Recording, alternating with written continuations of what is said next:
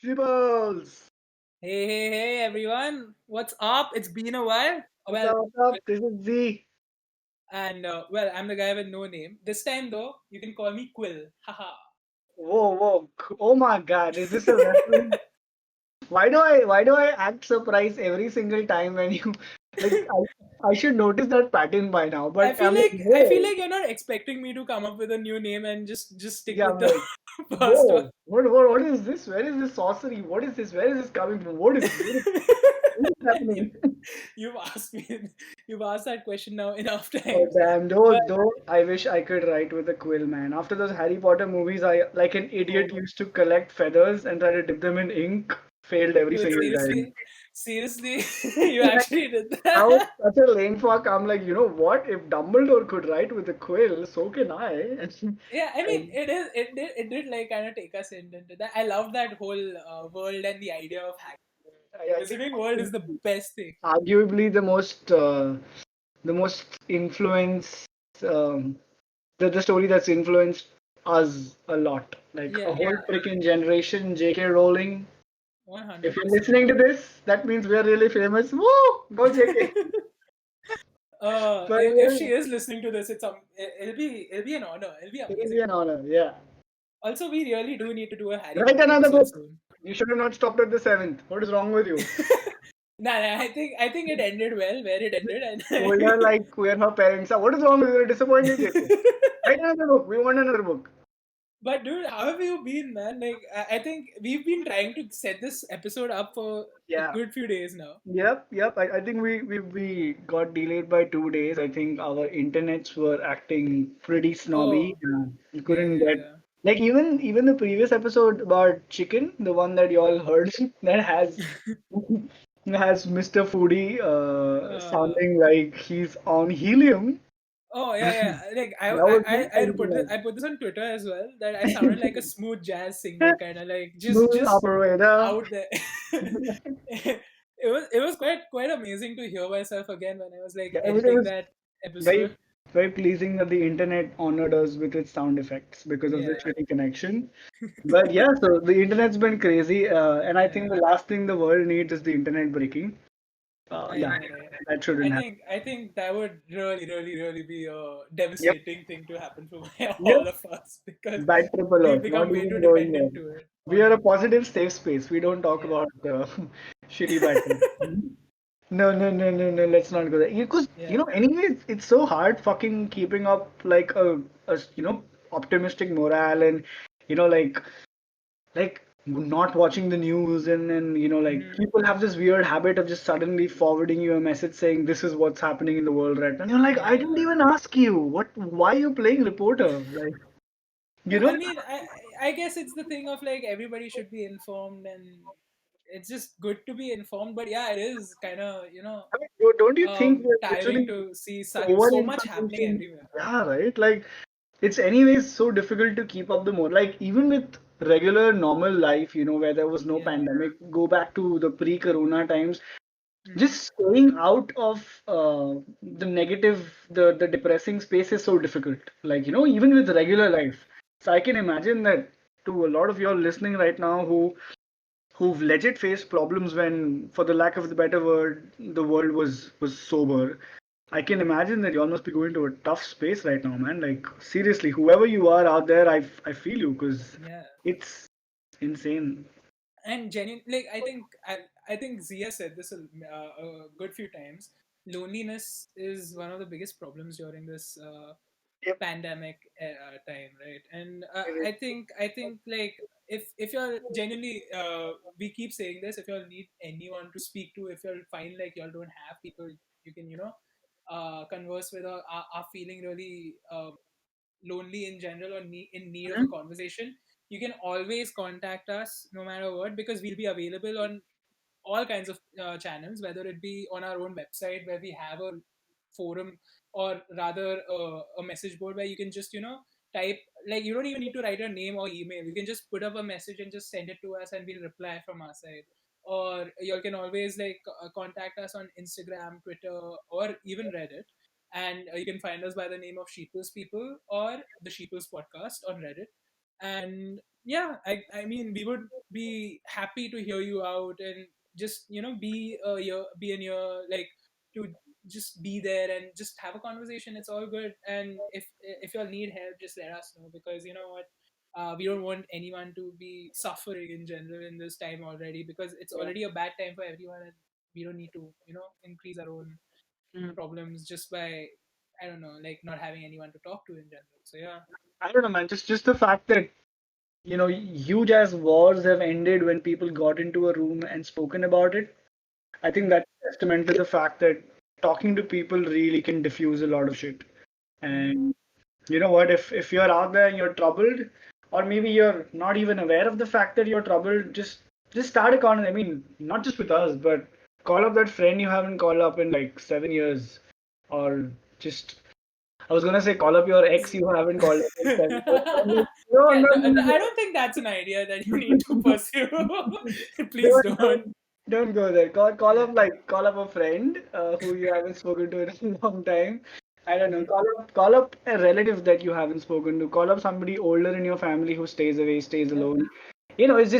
It's like nice. Yeah, like it's a good time to share stories about each other, especially like if you've not spoken in like 7 years. Yeah, yeah, yeah, so much. You would have so much to talk about, so much to share, and that's where we come to today's topic. Like it Literally. is all about storytelling. It's all about the art of storytelling, and why is storytelling so important today in general? Like why is it like used so much, and what does it signify? So that's what we wanted to go for, and that's why my Mhm. name today is Quill, if you're connected that. Oh, Quill. Quill. Go Quill. But yeah, so I guess the first thing we got to know is, what is storytelling? And Hmm. I think storytelling in general, like, I guess it's one of those things that's been around for a very long time. It's like, I think everything that we do translates into a story, right? Like later people, like we've been hearing stories since we were kids. We've been it can be fantastical, it can be fictional, it can be non-fictional. Like it stories are everything, and in general, like what we do every day can become a story. So that storytelling though is a very different aspect of it. Storytelling is the way you kind of narrate that activity or the legend, or your own day to people. And in general, like if you're good at storytelling, you can make a really big difference and connect with different kinds of people on a deeper level, rather than just like being superficial. Like, what would you say, Z? You know what? I think a lot of your points literally are a home run because I mean, like from the first question that you began, that why is storytelling all the more important in the time we're living in? And I'd like to say that reality hasn't reality can't get more real uh, Mm-hmm. than we are in it today, right? A lot of us have grown a lot physically, mentally, and then we are seeing the world for how it is. And if on most days you're a reductionist like me, who really likes to strip away all the fancy marketing and all these layers and see things for what they are, the world can be pretty depressing. It can get pretty cold. It can seem pretty straightforward and soulless. And I Mm-hmm. think in those circumstances, you need a little bit of story. You need a little bit of fiction. Like we spoke in the episode before this, where I don't eat meat, even though I used to, and I love it because the story that I tell myself helps me sleep better at night. That story literally becomes a coping mechanism. That story becomes a way for me to live my life better. And Mm-hmm. when we talk about stories, we're not just limiting them to pen and paper and things you read as a child or you read now in books. A story could be a belief. Yeah. It could be the founding value that brings a community together. It could be so many things, and I think just the very fact that it is invisible and intangible, but it Mm-hmm. can actually have physical effects and have tangible effects on people. I think that says a lot about it. I think a story is just a synonym for magic. Um, Wow. I mean, that I would completely agree. That's a good way of putting it, man. yeah. Honestly, like I think you hit the mark on that one, especially like when you talk about a good story.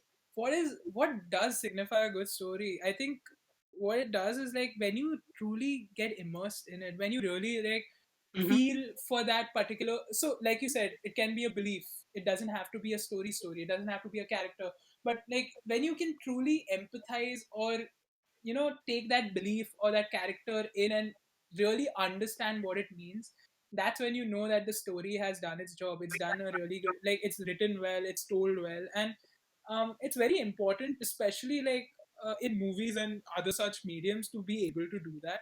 If not only that, like when you're talking to people, when you connect with people, you're kind of connecting with them through your own stories with their stories, right? Like you get to know each other through your like what you've been like, what has your past been like, and that's the way you tell your own story to people. And the that's how I think I have gotten better over the years as well, is to learn how to talk about myself with other people in general. Because in like at first I used to be like I've been saying this before as well, I've been a very quiet person, but the more I understood how to speak, the more I understood how to like talk about myself, be comfortable with myself, and be able to tell my own story.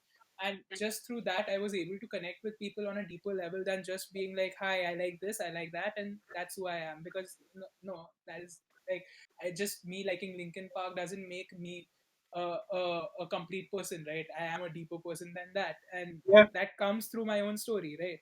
true.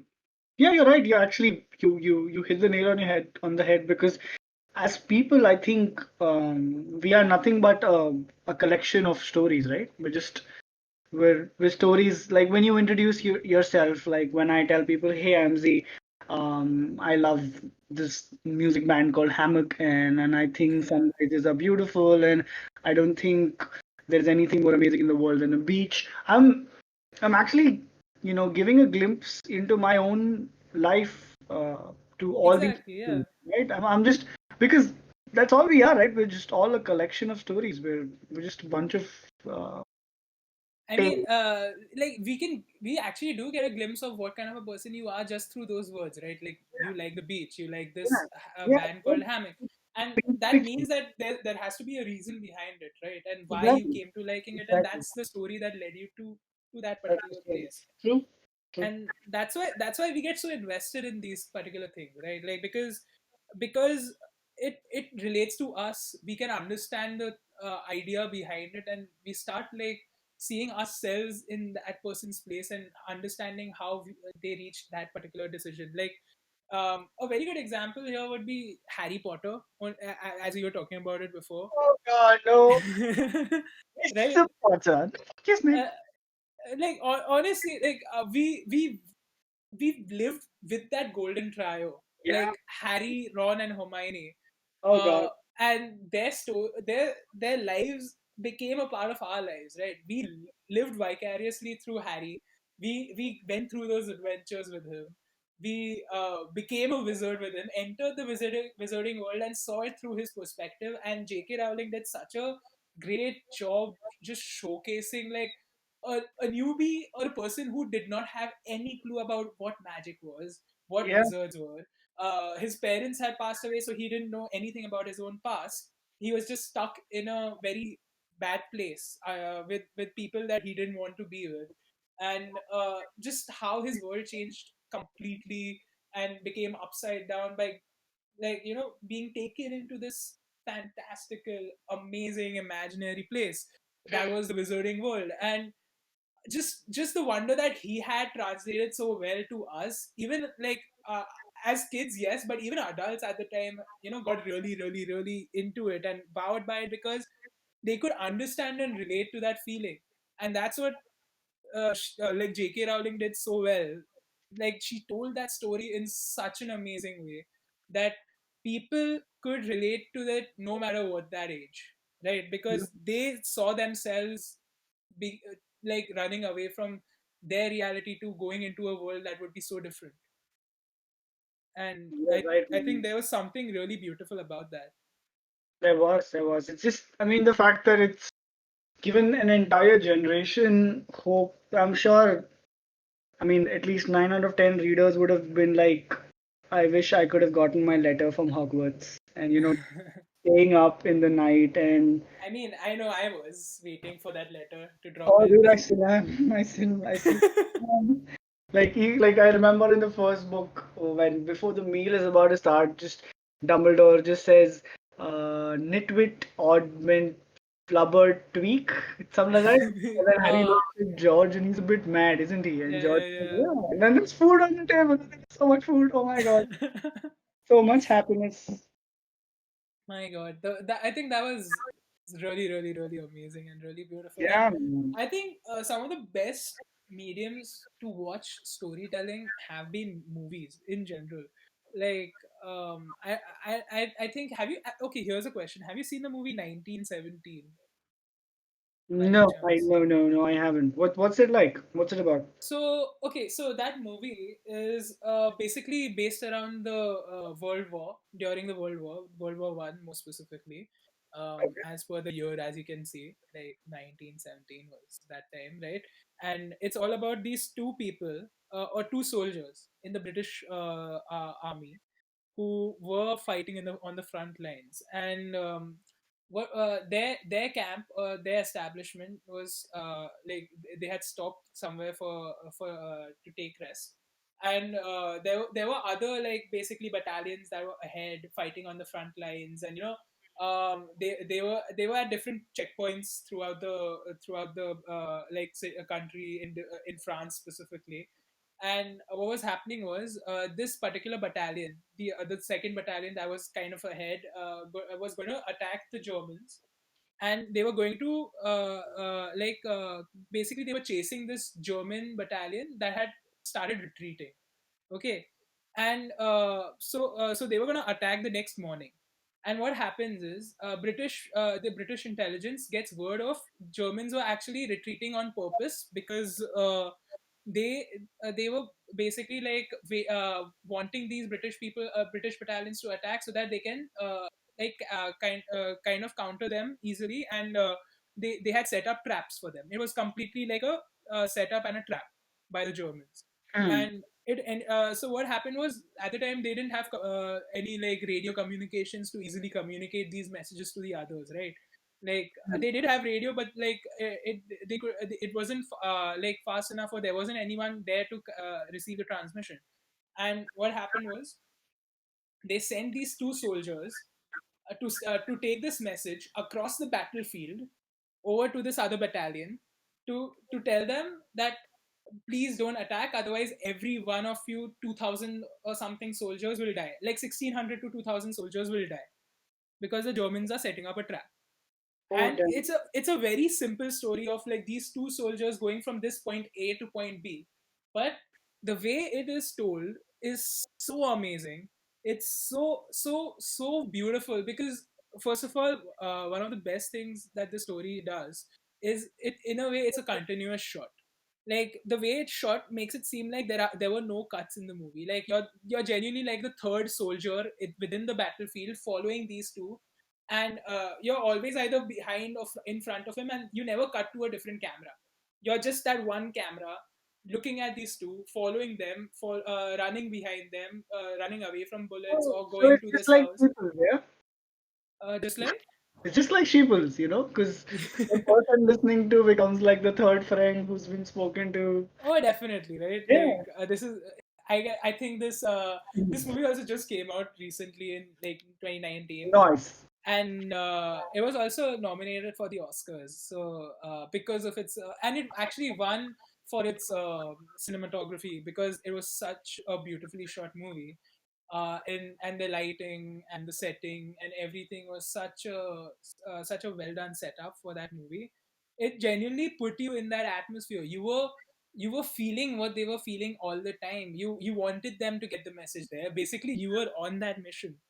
And each shot that they took, right? Like basically there was this scene. For the people who've seen 1917, or for the sheeples who've seen 1917, will know this. Like when this one soldier reaches this town, this French town, where it's night, okay, and basically the only lighting is people trying to burn the town. Like these German soldiers are setting fire to this French town. and they are basically bursting shells and all those things, and you can see like the light from that shell like coming up, and it's just that's what's lighting up the whole set. So in every 2 seconds you'll see like sudden flares of light, and then it becomes dark again, and the whole basically setup is so beautiful that it makes it seem like you're in a complete desolate town that has been ravaged by that has been like completely torn by this war. Like everything is gone. There's the whole town is destroyed, and you really get the feeling of like there is an urgency for these soldiers to take this message, because like this town, that other battalion genuinely won't survive. They will Hmm. be a casualty of war.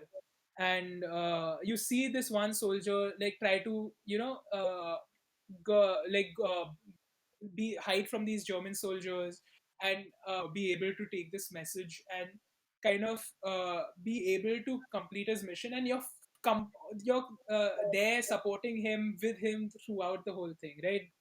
And I can't tell you, like, it's such an amazing way to tell a story, because it truly made me invested. And by the end of the movie, when that person, and spoilers for the people who've not seen it, and I'm sorry Z, I'm spoiling it for you as well. Okay, But go it's for it. a real story, so you can kind of look it up as well.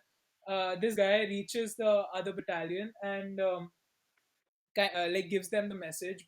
The whole that moment of gratification, and that moment of like success feels so great, because you are completely like overtaken by the fact that you were able to succeed in that mission, and it feels like you've done. That's how immersed that movie gets you. Like it's that good. And I think that's why I think movies do such a good job in telling a story. Like, what do you think? Like, do you think any movie that comes to your head, where you can think of like the Well, story has really I got don't into think you? I can say Harry Potter enough, but I think if I had to cite something apart from Harry Potter, something that sort of struck me even before Harry Potter came in was Mhm. this series of books called Goosebumps. Oh And my god, yes. yeah, I Yes. remember they used to be in my school library, and my parents had absolutely forbidden me to like, rent it out. They're like, there are so many other educational books. Why would you pick up this piece of garbage? And oh my God, it was completely the opposite of that. Goosebumps was just Yeah. thrilling. It was ghost stories, and I think for a kid, it was really eye-opening because Goosebumps stories never ended positively. Like Hmm. the structure of the story always was that it starts with the premise, and things get fucked up, and then they get Hmm. solved, and in the last page, things again start to get fucked up, and you're like, whoa, wait, what? Whoa! It's basically So life. yeah, right, Like, right. things always get fucked I have up. this weird case of what is that feeling you get when you know something has happened before? Deja vu.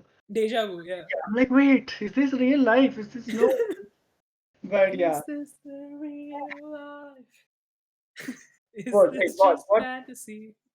What song is that? Caught in a landslide. You don't know this? No. Come on, Bohemian Rhapsody by Queen. Oh, okay. Wait, no, no way. Escape from reality. You know I'm this just song, a right? little boy. Okay. Yeah. No, it's okay, man. Yeah, yeah, Let's go on. You talk yeah. about Goosebumps. Let's not lose listenership here because Yeah. I don't know my Bohemian Rhapsody. But yeah, Goosebumps, man. the Goosebumps. goosebumps really touched man. It literally did give me goosebumps, and Hmm. I think R.L. Stein is a brilliant author for doing the kind of storytelling Yeah, that he's done. It's just amazing, man. And yeah, so for me, stories have really been mostly in the form of books, and a lot of stories that I had heard when I was a kid or read when I was a kid. I still remember them very crystal clear. hmm. And on the opposite side of that, you have academic books that I've read over and over and I still can't retain them. So I I think it I goes think, back yeah, to that's a very good point, man. Like yeah, academic books, I hardly remember any of the academic most stuff I've most done. definitely. Don't nothing. And I think that's why people, when when you're a dumb kid like me and you tell people, hey, you know what, I hate math. I don't understand math, and do Bitch, they? please, you're not dumb. My God. Oh, dude, all I can do is mental math. But if you like take me to planes and x-axis and y-axis and you do all that, you go all trigo on me, I'd be like, yeah, no, bye. But I'm that doesn't failing. mean you're anyway. That Like doesn't mean you're academic, dumb. I'm bad at academic math, but like I could Fair. do mental math well. So when I tell people I'm bad at math, they always go like, "Did you also dislike your teacher?" And I was like, "Yeah, how do you know that?" They're like, "Yeah, that's probably why." Because there are some teachers out there who really invest in storytelling. They know that it's not Yeah. so much about the subject as it is about the way you try to teach it. And Yeah. I think those people really had they knew how to do it. And Oh, dude, this genuinely reminds me of one of the best teachers I've ever had in oh, school. I love best teacher stories. um, Who was the teacher? so this was our history teacher. Okay, her name was Neeta Tandon. Shout out to Neeta Tandon, ma'am. She was Yeah, Nita, ma'am, if amazing. you're listening to this. I mean, I like honestly, because of her, history became such an interesting subject for I think all of us in that class. In I think this was 9B, ninth grade, and the B division.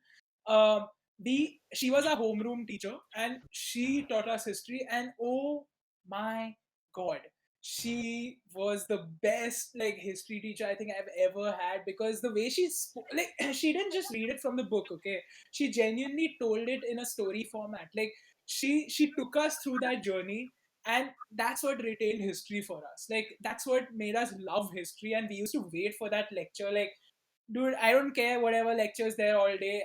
If history is there, it's going to be a lot of fun and it's going to be a ride, because she made jokes throughout that lecture. She told us a story throughout that lecture, and she connected with us. And I think that's what truly she that was what made that subject that amazing for us. Mhm. And I mean, like you said, like I think you're completely correct about like whether a teacher is good or not depends on like I don't know whether you like them or not, depends on like how they interact with this class. Mm. And the way she interacted with us was I don't know, she had that charm in her that really like made you want to listen to her. And then Have if you you ever really, had anyone like this? oh, dude, I mean, of course, like my history teacher was kick-ass as well. And if you really go to think of it that way, I had a brain fart because when I split the word history, it's literally his story, right? Oof. Oh my god. Like Holy shit. just But also revelations. I And- my huh? Dude, why am I getting to why am I realizing this now? exactly. What the fuck? And if people can't say a story when they're explaining his story, doing something Also her fundamental. story, please, Oh yeah, but everybody. their story. Let's Yes, get their to it that way. story. But like, I didn't say the name of the subject. So like, history Yeah. is literally the story of somebody out there. Yeah. Who you're talking about, and I mean, like, that's a different debate. Like, at least when I was being taught academic history, I always felt like the history I am being fed is sort of fabricated. Mhm. Um, and like a lot of people are teaching us stuff they want us to think that happened instead of what really happened, but then that's an effective story too, I guess. Mhm. That's more of a conspiracy theory, but yeah, we're not going there right now. I mean, the whole thing about history is written by the victors and all that jazz. Yeah, Because, right, like, exactly. but All again, that like, if we start going that route, it becomes like everything's a conspiracy theory. Then, isn't it? Uh, awesome. Conspiracy theories are conspiracy theories, so yeah. yeah, I swear, man. I uh, swear.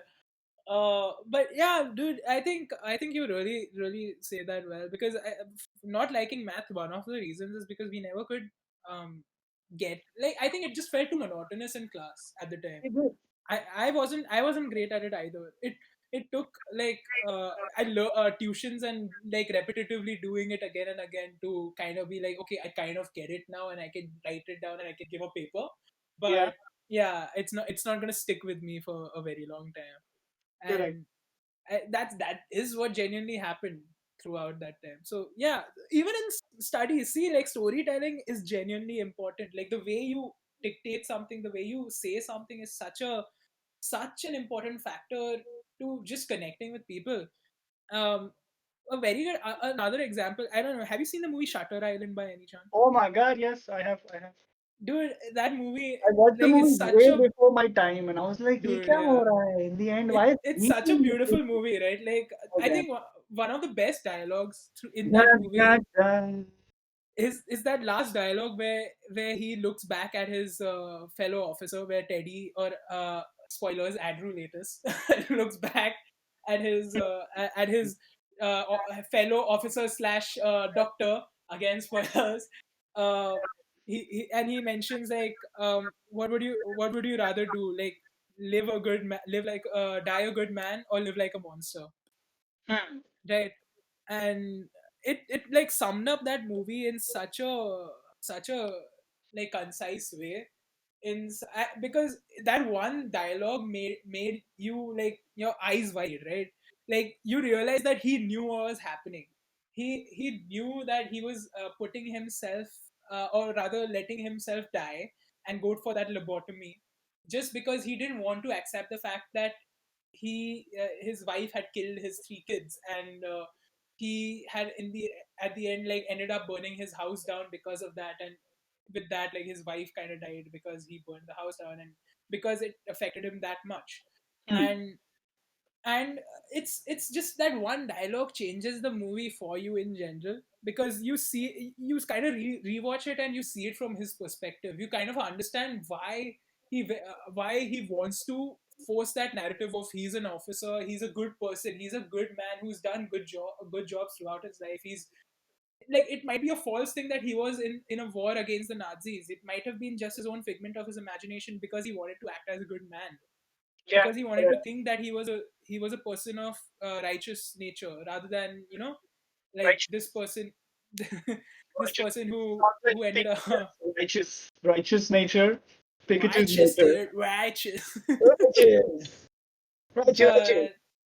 But Pokemon. gotta Pokemon is a catch story, 'em man. all. Yeah. Oh my god. Pokemon.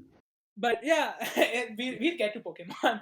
But yeah, so I think the way they, when you rewatch that movie in general, you get to see those small subtle hints. Like the first scene of the movie is him vomiting on a ship, and he's throughout he's shown like he's not comfortable with water. The reason for that, when you realize it and think about it, is that his wife drowned his three kids in a lake, right? Hmm. And you realize like maybe that's what's triggering him to not be comfortable with water throughout. Like why is it a Yeah. constant theme that water irritates him? It's the fact that like he has unpleasant memories with it. And his first line in the movie is "Get it together, Terry." He looks at himself and says, "Get it together." Yeah. And again, it's like throughout the movie you see hints of him like actually talking to himself and knowing what he's doing, but the fact that he doesn't want to accept it, and he doesn't want to know that he is that monster, that like, and his acts that he's done are not right. And it's told in such a really like such an amazing manner, because I think this was Martin Scorsese movie, if I'm not wrong, Yeah. Same guy who did the right? Aviator as well, right? Yeah. Leonardo. Yeah. Dude, that dude has done like, oh my God, have you seen Basketball Diaries? Dude, have you like he's done so many amazing movies in general, What if like I just Taxi like, dude, wait, Driver. have you seen this really rare movie that's no one's watched called The Titanic? Oh my God, that movie Oh no, is no, I've never seen the never Titanic. What is seen the it. Like, Titanic, man? yeah, don't tell anyone about it. Okay, it's a pretty cult classic. Right? Right, right. Is it oh my, is it really? Like, why have Yeah, I not heard of it? it's pretty culty. Yeah. Okay. Kalti maar aur bata. Um, But yeah, no, I mean, by the way, Titanic was by James Cameron, just to put it out there. okay, Avatar guy. Yeah. The same guy who Um, did Avatar: The Last Airbender, right? oh James my Cameron. god. No, The Last Airbender is an atrocity, and we shall not talk about it. Not the cartoon though. The cartoon Uh, is, oh God. oh yeah, yeah, the cartoon is the best thing ever. The live action movie is the worst thing ever. And again, let's not put it on James Cameron. It wasn't James Cameron who directed it. James actually में Cameron did. तो मैंने क्या किया है? मेरे को क्यों तुम लोग डांट रहे हाँ, हो? जेम्स मैंने कैमरन ने बनाया दूसरा नहीं है। एवाटार डायरेक्ट किया जो बहुत ही हाँ, अलग था. हाँ। It had unobtainium in it. नहीं, इसमें जेम्स दा की गलती नहीं है। जेम्स दा मेरे को हाँ. नहीं देंगे। It's okay. जेम्स No, दा but yeah, like honestly, I think that's the part, right? Like the way these guys direct it, and each and every shot, they've like thought about it so much. It's they've storyboarded each and everything. They've tried to understand why they want to show this in a particular way, why they want to show a shot in this way. Like if you take an example of Black Panther, and I don't think you've seen that movie, but because no, you don't watch Marvel movies, but Wakanda. No, you know yeah. what? The only reason why I'm getting to watch a little bit of Marvel these days because my mom believes this. My mom's on a Marvel crack and she wants to Wow. understand and See, watch the entire Marvel universe. So we just watched Captain America 2 yesterday, that's and awesome. I'm gonna watch the two Guardian of the Galaxies. So Did you like Captain America oh, too? Like I think Winter Soldier? of all the Marvel movies, I like the Captain America universe best because like way long ago, I used to love these movies called Hellboy. And Oh my god, yeah, yeah, yeah. yeah, and I Those were see that amazing. connect there with, all the Nazi extra paranormal-ish Right. activity happening. Did I just say extra paranormal?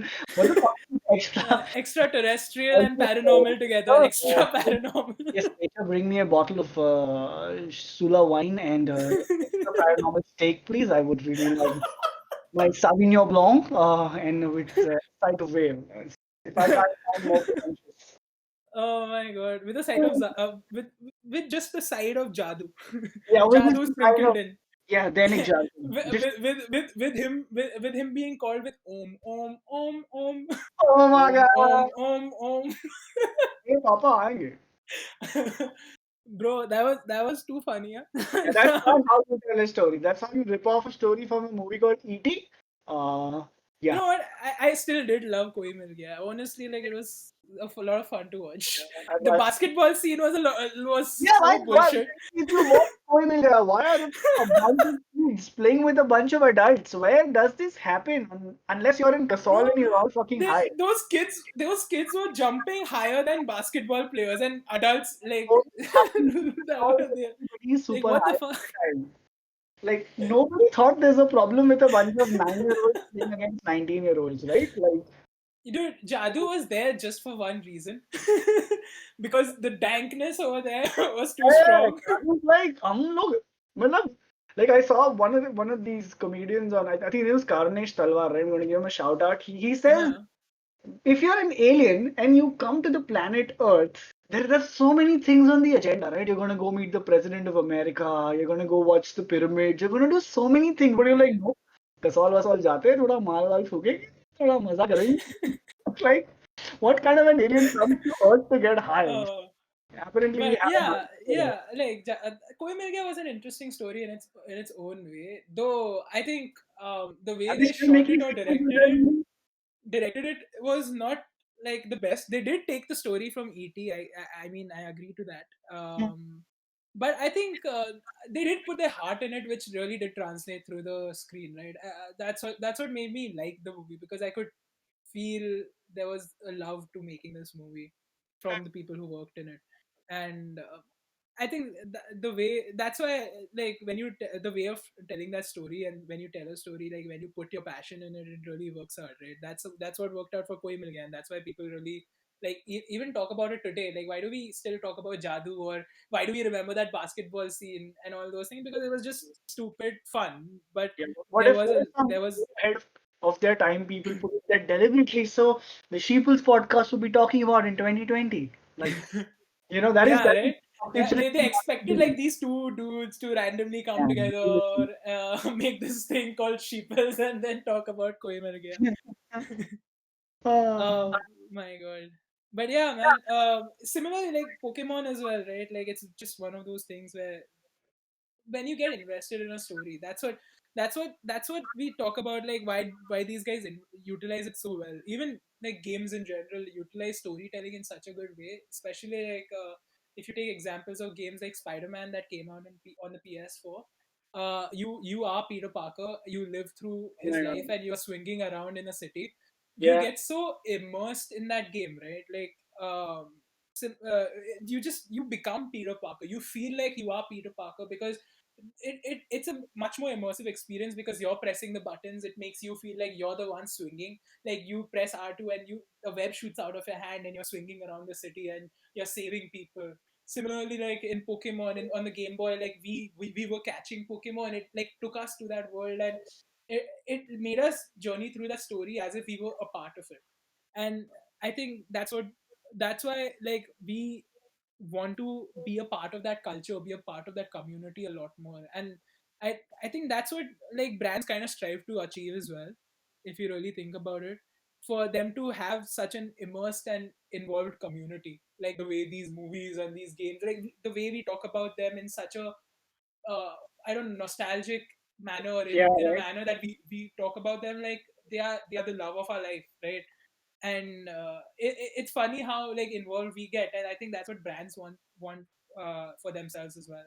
True. I think it's like I often think that with brands and storytelling, it's often like a case of sort of pressing the accelerator and the brake together because inherently you're a brand, right? At the end, a brand is, I mean, if you look at it really in a reductionist manner, a brand Mm-hmm. is really a story that formed around a product. Mm-hmm. Very simple, right? You have like to break it down and make it even more simpler. Let's say you have a factory that makes toothpaste. Now toothpaste in its own sense is a product. It's functional. You can go to people and you can say, hey, you know what, buy a toothpaste. And Mm-hmm. what you're doing is you're selling a product. But now if instead of selling a product you say, hey, you know what, I'm not selling you toothpaste, I'm selling you superior oral care Right. and all night dishum dishum or like whatever the fuck you want to have as and you know what? That all night dishum just sounds wrong, Yeah, I man. mean actually the tagline of one of these toothpaste brands, I can't remember which one is it, but Yeah. so what you've done then you've become a brand because you've taken your product and you've cocooned it with a Oh story. my god. And Yeah. I think it's tricky there.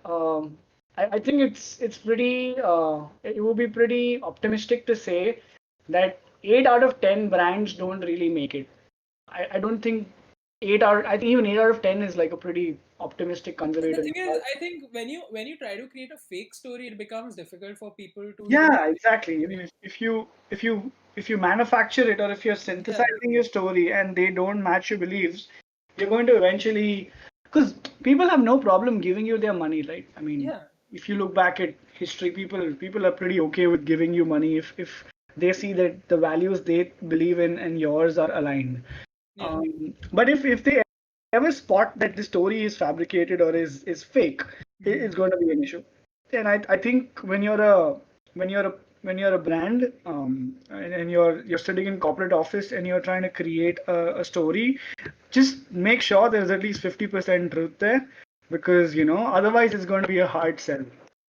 Dude, definitely. Because I think one of the biggest problems with these brands and in general, like when you're thinking of like how to market your product in general or speak to your public when you have to like get it out, is when they try to create this fake emotion around it and then they don't follow it up later on.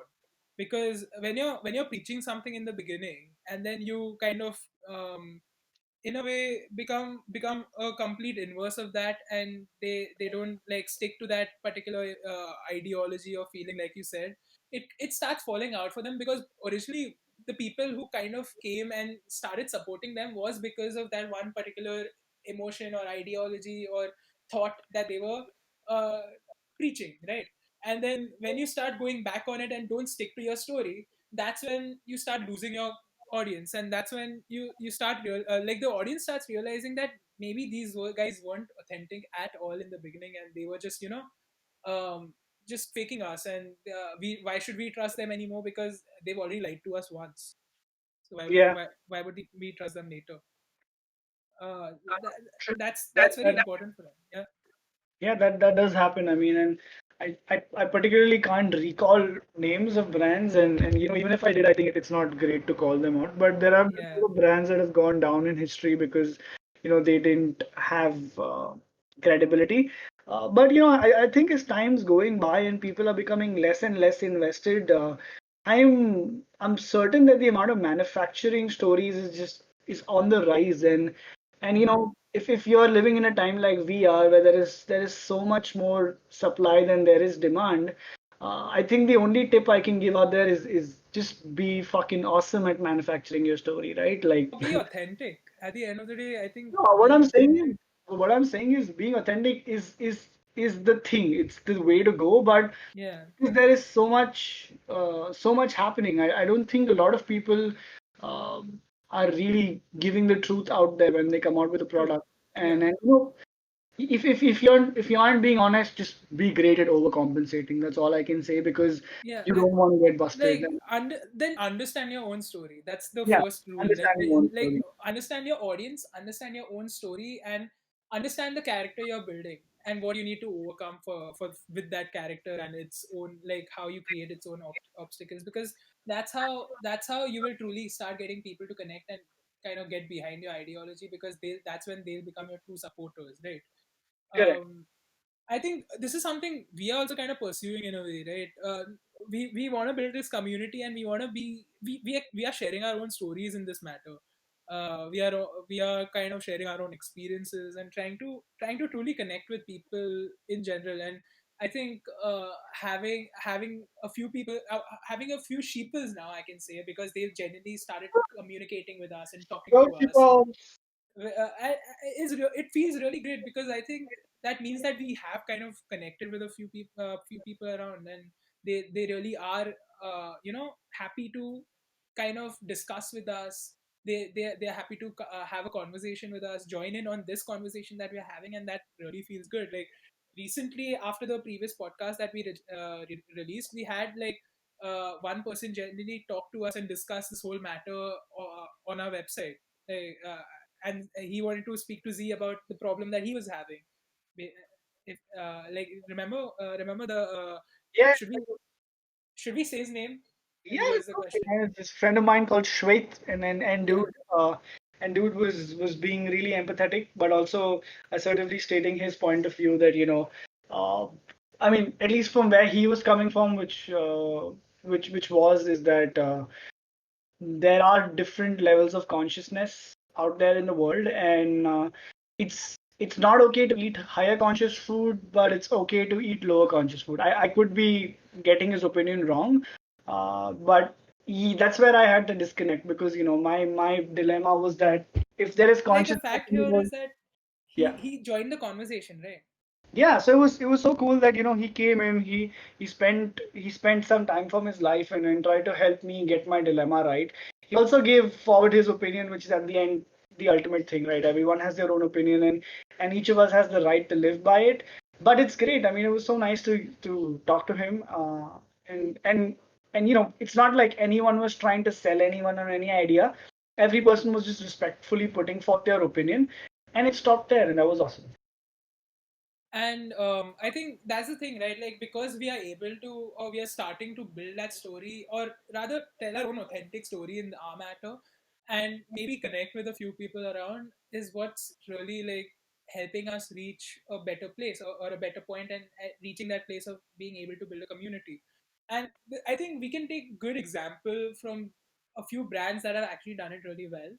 Yeah. um, uh, I guess one of those can be, if you think about James Bond in general, in itself, how his lifestyle and attitude is its own brand, right? Like people want to emulate and be James Bond, wear what he wears, be the person he is, and his attitude kind of translates into his own like style. And Omega, in this matter, the watch that he wears, uh, like really utilize that story and that personality well, because I think you can agree on this matter that whenever you look at Omega, the watches, you can kind of imagine like James Bond wearing those, right? You can see him just like fixing his cuff with that watch right there. Yeah, that's pretty iconic. Yeah, and being that suave person that he is. And I think that watch really does embody that attitude. And what the really smart thing that they did is have these watches be displayed in their stores as in a separate kind of a case in its own, like, you know own setting and its own lighting, and have it be shown as something that's worth a lot more and it has a story behind it. And these guys really utilize the story of James Bond, the attitude of James Bond, the persona of James Bond to kind of boost their own company ideology, their own design, and they stuck true to that particular persona, right? And that's why they are that like known and famous. That's why people want to buy these watches, because uh, they want to be James Bond. They are ready to pay thousands of dollars or lakhs of rupees and all that, just to just to be able to wear that watch, just to feel like James Bond. And that's what good storytelling does for a brand. That's what like associating with a good story did for this brand, right? For sure. For sure. I completely agree with that because for a lot of people who are buying like a $10,000 watch, they're not just buying the watch, but they're buying the idea that somehow when they wear it, they're a little more like James Bond. And I know that this sounds ridiculous in discussion, but it's pretty weird how the human mind works, man. Like it's the same reason why you have influencers on Instagram. Now, why do you think brands pay thousands of dollars to influencers to promote a product? Because we as people follow a single person, and Mm-hmm. we buy into this idea of their personality, and anything that they do or don't sort of becomes aspirational or not. And I think that's how it works. And it's like I said, I would hate to accept it, but I'm sure there is some influencer in my life who would have the same effect on me. I mean, I guess you can kind of, in a way, don't perfumes have that effect on you in general, like the stories For and sure, all man. those kind Just of things? like, again, going back to the reductionist part, if you look at perfumes, it's just basically fragrant water, right? And alcohol. Mm-hmm. It's just like from the functional side of it, it's pretty boring and bland. But then you add a brand around it, and then essentially you're adding a story around it. So when the house of Yves Saint Laurent or Chanel or Dolce & Gabbana, Giorgio Armani, they decide to put something out, they spend equal amount of time, if not more, on the marketing side of the fragrance. I mean, of course, there's a lot of time that goes into R&D and a lot of focus studies and gauging audience behavior and audience response. But a Mm-hmm. large amount of time goes into the marketing story, and that's important because essentially when you're selling somebody fragrance, you're selling them something invisible. I mean, I always love to look at fragrance as an invisible form of art, right? Right. It's not something that you can really touch or really see, but yes, you can smell, and that's its inhibition, right? I mean, Mm-hmm. on the sensory palette, it can only be perceived by one thing, that's the nose, and that's why you have to create a story. The story about um, beaches and stories about urban cities and stories about high fashion and aspiration and stories about the most natural jasmine being outsourced from Ecuador or Brazil or Right. India. So yeah, you're right in that way. Fragrance is certain products that have inherent limitations need really strong stories to push them forward. Yeah, and like this kind of connects back to what you said early on this episode itself, is the fact that they are making a story around beaches and going to these places, or having a story behind what the perfume represents. Like, you are a person who likes to go to the beaches, is what you mentioned, like as a first thing, what describes you as a person, right, in the Yeah, beginning. yeah, And just that small factor, they've made a story around it. It makes it connect to you, right? You feel like, you know what, I'm that kind of person.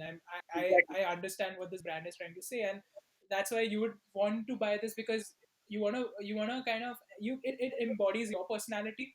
And you feel that connect, and that's why the brand is that relevant to you. And that's why True. you become the target audience for that brand. And Exactly. that's why it's important to know your audience, right? Like, a very good example, another one that comes up here. And I don't know if you do you follow basketball in general? Yeah, I do very in a very limited way, but go on. But so here's the fact, like everybody's heard about Michael Jordan, right? Yeah. And I got to know a lot more about him because of this recent documentary that's been coming out. It's called The Last Dance. It's on Netflix, and I've recently, like, it's 6 episodes have come out of I think 10 or something that are supposed to be out. And I was watching that documentary and learning more and more about him. He spoke about, like, he so here's the thing, he's won six titles in the NBA, right? Six championships, and he won these championships like three times, three in a row. So the first time they won the first three, they won it in a row. Like in 91, 92, and 93, they won three titles continuously for 3 years. Then 2 years, Jordan didn't play. And then 96, 97, and 98, they won three titles again. And uh like it's called a three-peat when they do it, and they did it two times only. Before the Chicago Bulls, the team that Jordan was in, did it, only two other teams had done it, right? And the Chicago Bulls, I think, is the only team that's done this particular act twice, winning the championship three times back to back. And that's crazy, right? Like that is a story on its own, and watching that documentary makes, like, it motivates you, it makes you understand what kind of people they were. And the fact was that Michael Jordan, and his the most famous line of shoes, if you ever think about, are the Air Jordans, right? Yeah. They became this famous because of who Michael Jordan was and his spirit and his competitiveness, right? He joined the NBA in the 80s, more specifically on in 1984, right? And at the time, uh like there weren't you didn't have shoe lines just for players. Like you didn't have special custom made shoes that this is a shoe or a sneaker that represents this player. This only used to be for tennis players or golfers or boxers. But basketball players and team players like football players didn't have their own shoe line. They didn't, because at the like they were a team, right? And they were a team player, so it didn't suit them at the time to like make this player stand out separately. But when Michael came, they wanted to his talent was, he had that talent to be able to achieve that. And this is when Nike itself was starting up. They were new to the shoe game at the time. They only used to make track shoes. uh, they came to they spoke to the agent, or rather the agent spoke to that company to kind of sponsor Michael and get Michael onto the like Nike roster of athletes, if you want to say that. And at the time, Converse used to be the biggest shoe company. Like if athletes used a shoe, it was the Converse. Like this was Larry Bird, Magic Johnson, and all these people using Converse. And Michael Jordan, like, he wanted to use Adidas at the time, but since Adidas wasn't like in the best place, they were apparently having some troubles. Nike came up and said, "You know what? We want you because we see you becoming a star. We will give you the money. Just let us make a shoe line on you." And the reason Wow. they wanted to make this shoe line was because they were coming up with this technology they called air soles. And Michael Jordan was an undefeated player in the air, because like dunking and all those kind of things, nobody could like stop him, nobody could block him. He was one of the best players in the air. And they came up with the phrase Air Jordan. It had a good ring to it. It made sense, and his play style and the reason why he wore boots kind of made started making more sense, right? Because the tech, like they've developed that shoe because of that technology, and it kind of matched, right? It was an instant match that worked out, and ended up becoming a full line of Air Jordans. It represented his attitude, it represented his competitiveness, his spirit to always give his 100% and win the games, even though it took him like 6 years to get his first title, or more than 6 years in general. Like, it didn't matter because he always gave it his all. He became the rookie of the year. He was in the all-star teams. He was scoring 50 points in a game, like Oh, as a single player. He was an amazing player. And that's he because of him, the culture of shoes being named after our special custom shoes being made for different players came up. He was the one that started or pioneered this idea of, like, you know what, team players can also have their own endorsements and own shoe lines and all those kind of things. And because Nike saw this potential, they grew that much. They how became a cool much is bigger that, man? company. That's a story for sure. Right.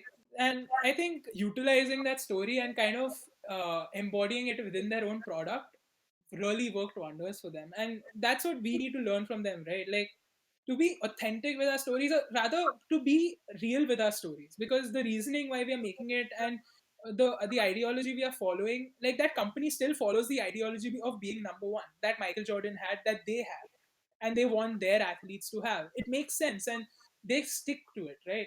And that's where brands also need to start learning, like we need to stick to our you know like principles that we've set for ourselves and started out talking like that we talk about with people. That um, I agree, man. I mean, I think all of these are extremely great points, and I know for sure that I've learned more about stories than and I thought I did. And that's the awesome part, right? Like you have some brands that really redefine the category and they mhm. redefine storytelling. And I think the Air Jordans is a great way of that. I mean, because of that, like I Yeah, think I tell generally people bought a about pair it. of Air Jordans What because kind of of the shoes do you storytelling. collect? uh, Pardon? No, just tell us all. What kind of shoes do you collect? And then do you have a pair of Air Jordans? Yeah, I do have a pair of Air Jordans, man. Actually I bought them for my birthday. I Whoa! I bought the Air Jordan 13s, and they're green in color, and I really like them. They're so Dude, that is nice. so cool. You know what? We need a photo of that on the Instagram. Oh, dude, I'll definitely put it up. On the gram. Follow us there to see what kind of shoes Follow they have. that. Yeah, yeah. Awesome. But yeah, I think that's storytelling. Yeah, it's really important, and there is genuinely an art to it. Like there is a way to do it well, and looking at these brands, looking at these movies, you can learn a lot. Like the way they think about how they want to tell or talk about themselves. I think that pretty much covers it. I mean, you said a lot of excellent points that I wanted to make as well, and I think all of us need to sort of really reconsider storytelling. I think it's really important to not just sort of understand what it is, but like really try to incorporate it in everyday life because Hmm. the way you could tell somebody something could be a story, and the way you say story makes all the difference, right? Yeah. You can either have someone remember that for the rest of their life, or you can just let that moment be forgettable, right? Because that's what they say, right? That people remember how you made them feel, not what you did or what you said. And I think that's again sort of elucidating the power of a story. That's true. Very true. Whoa, we're all like so in the deep mode right now, just all intense. I think just naming myself Quill for this episode really made me deep, like be more Yeah, philosophical and deeper than I needed to be. intensely receptive. I hope you all love this, man, because we did for sure. Like storytelling was, I really like this episode because I think it was a lot of fun. Even hearing you talk about like the stories that have affected yeah, you, like the goosebumps, passion you Harry had for it, Potter. dude. Oh my god! Honestly, like the passion you had for it as well, like really got to me, and I got to. You can see, right? You can hear it in our voices. Why we are so happy just talking about it. So Things that move you, they really have a yeah, way of coming out and sort of inspiring others. yeah, But yeah, if you've come across stories that you have really left an impact, I mean, let us know and let's share that with the community. yeah. And we would love to like see what kind of stories y'all have had. We are kind of on our way to writing our own story, right? Like we still are. Like you guys are still writing your own stories. We are writing our own stories, and let's see what kind of adventures we keep having further on, right? Um, That sounds awesome, man. And I think then that's it till the next episode. We had lots of fun. I hope all of y'all had an amazing time too. And then we're looking forward to hearing from you. oh yeah, Right? Till then, this is Z and out. this is Quill out. Just let us know about your stories. We would love to hear, and I guess we'll see you next time. Yeah, because we say Bye. bye, then we come back again. That's our thing, right? So why not? Bye. All right, bye guys. Bye, Sheeple. Bye, sheeples. Sheeple. Sheeples.